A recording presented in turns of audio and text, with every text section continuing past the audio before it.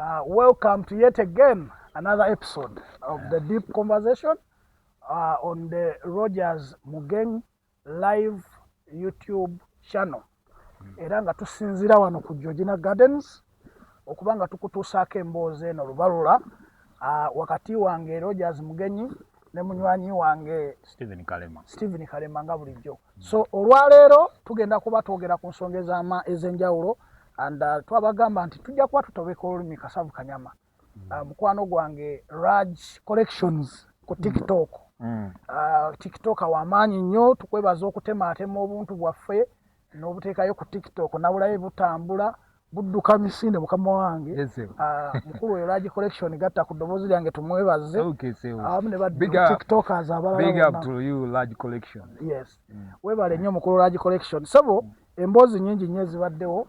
Naye mukumboze yankuto Mbabiro is the story done by Minister of Transport, Owekitiibwa Fred Byamukama, who ordered a crackdown on old taxis. And apparently 178 old taxis have been impounded within the metropolitan region. This issue of taxis, Mr. Kalema, we have seen Utoda, Dakota, and many other groups. And we have seen that this country is relying majorly on taxis and border borders. Border will have a conversation around border sometime to come. Today it is taxis. What is informing this directive by the minister, and what does it mean for us to impound 178 taxis? Where does this leave the livelihood of the taxi owners, the drivers, and the conductors? And how does it fit into the larger picture of the transport system in the country? Okay. First of all, we need to know that KCCA is in the campaign of transforming Kampala city from how it is to be a smart city. Yes. For those of you who have traveled, our friends who are in Dubai, I think you know now what it means when someone says smart city.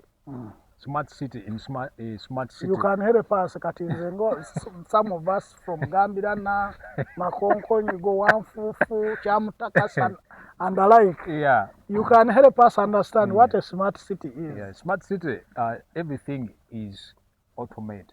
Yes.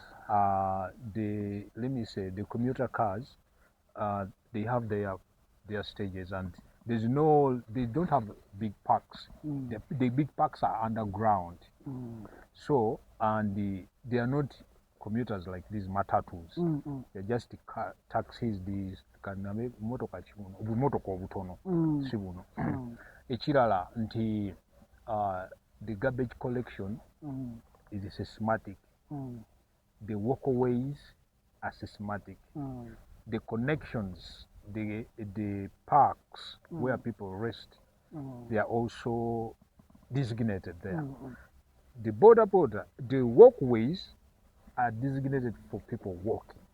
You can never find, and even there are no borders by the way. In smart cities, you will never find border guys there.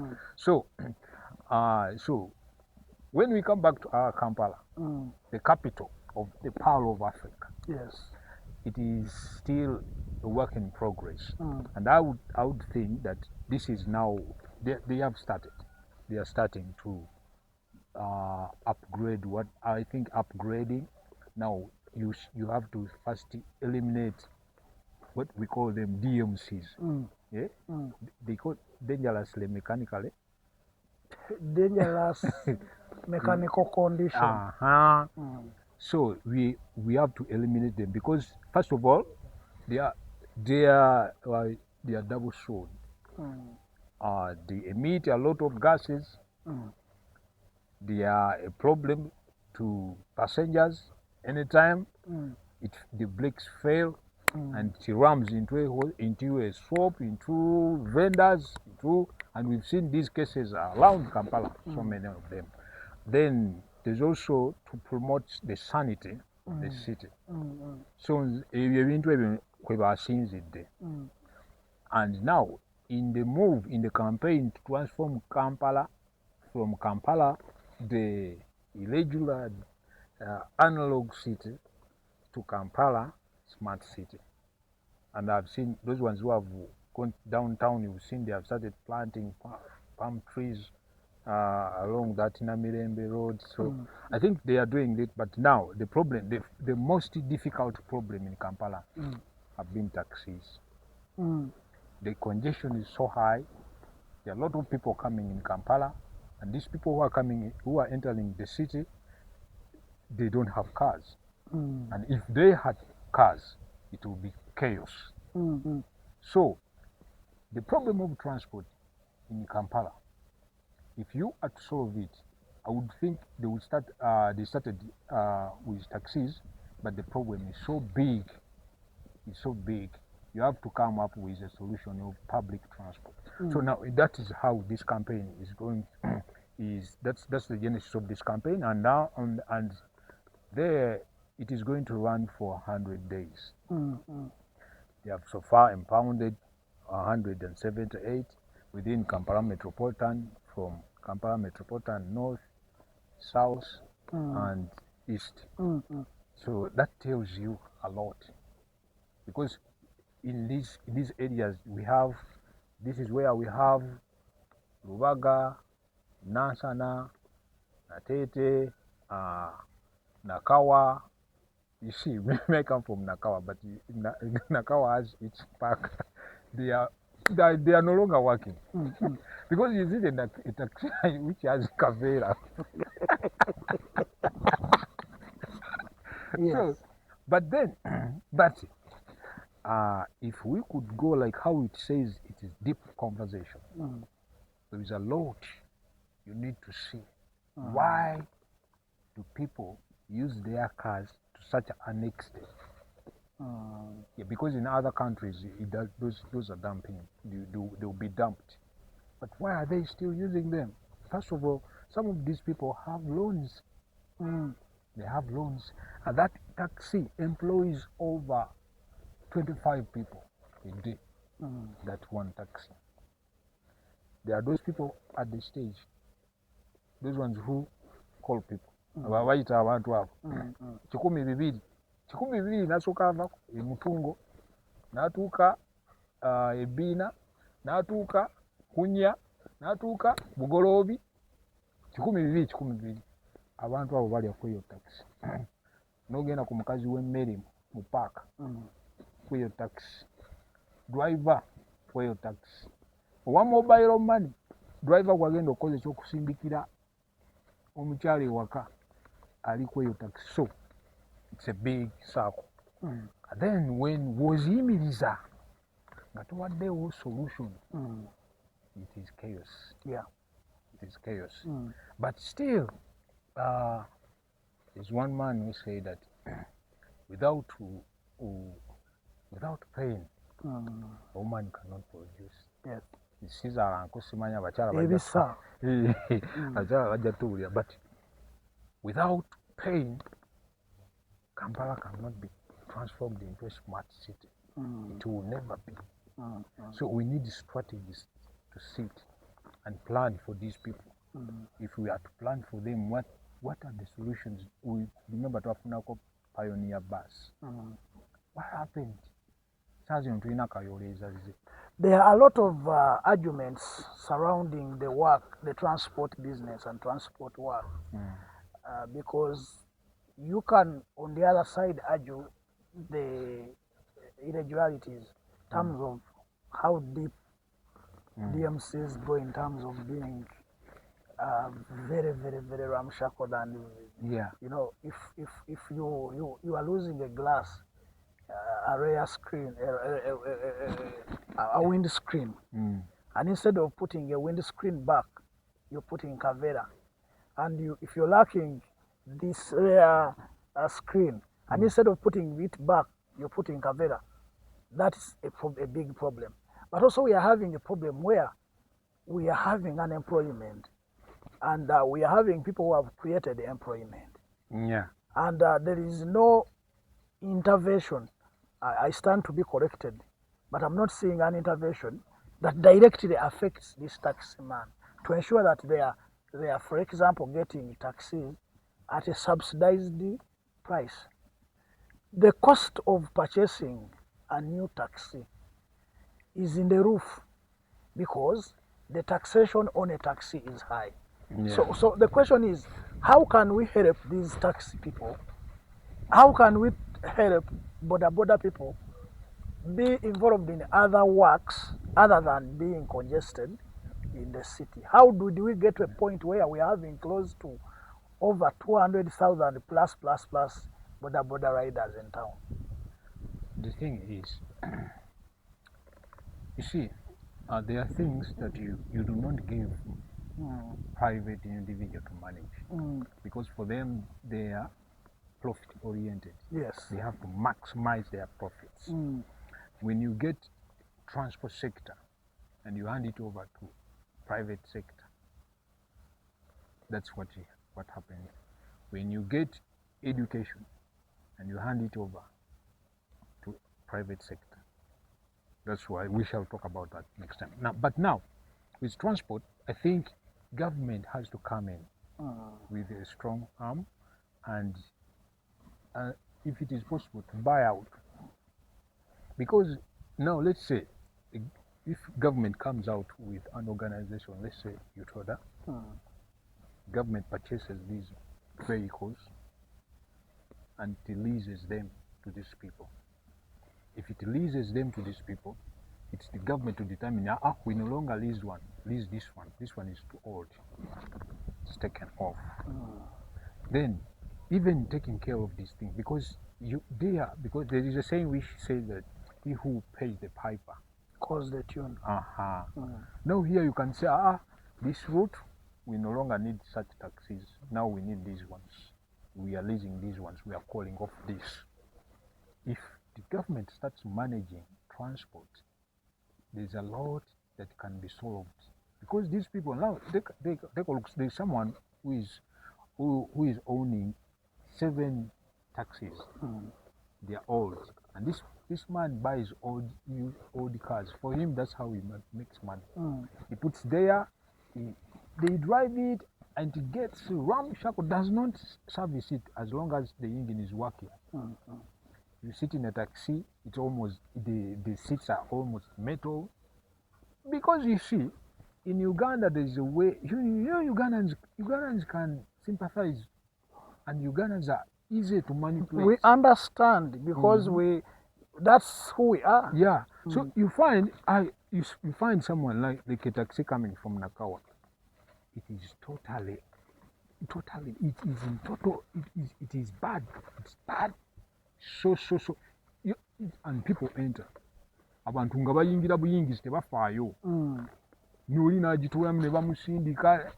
You see, even opening, you pull waliwo oluwaya lwatadde eri lwasika wati olugi luno lweggula n'oluno oluyingira. Actually, talking about how bad taxis can get, I remember I just bought a new jean and put it on.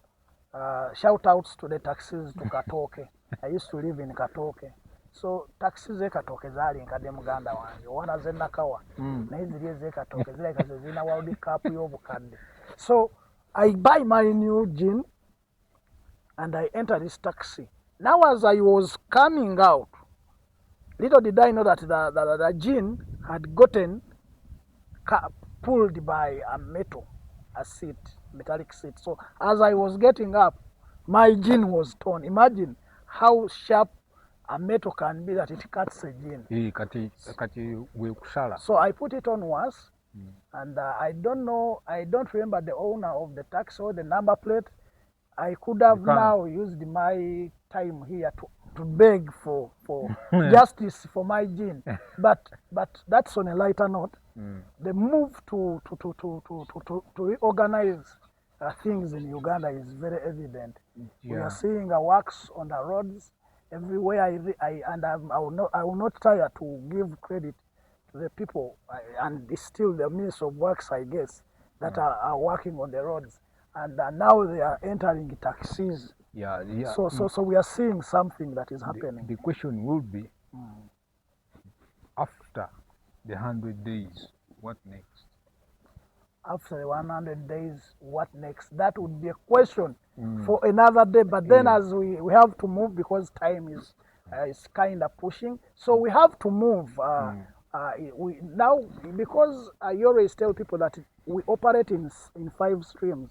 Yeah. We have the spiritual stream, we have the intellectual stream, we have the social stream, we have the health, the physical and health stream, and then we have the financial. Yeah. So in the spiritual realm, something happened Sure. in this country because that's one of the realms. So the first daughter, Pastor Patience Rwabwogo Museveni, was consecrated bishop. Yeah. And I actually don't know. It feels awkward when they added the name Museveni on her names, but that would be like Patience Rwabwogo Museveni. Because I remember in Grovimo when we were growing as young people, Grovimo, for those of you who don't know, is a glory for virginity movement. And sometime back, for our Gen Zs, virginity used to be something big. Yeah, it used to be something big. It was not a reproach. Yeah, it wasn't. It was a dignity.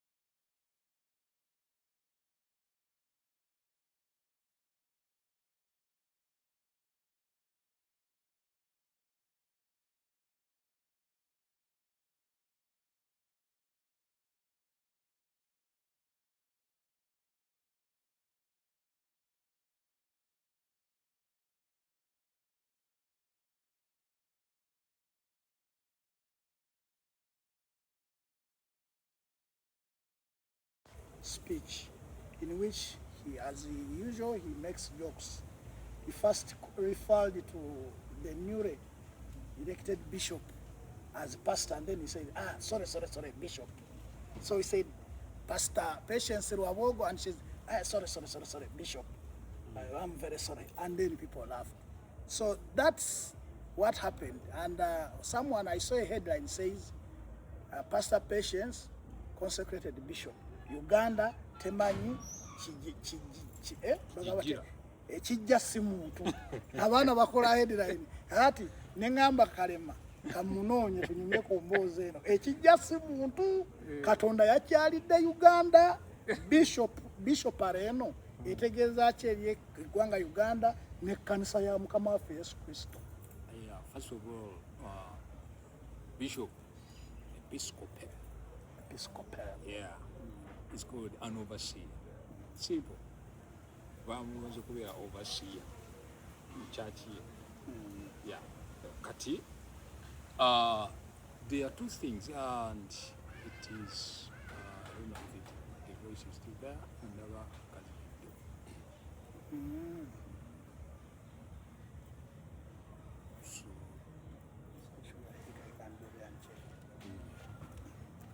But if you are going to come out, so you stop it.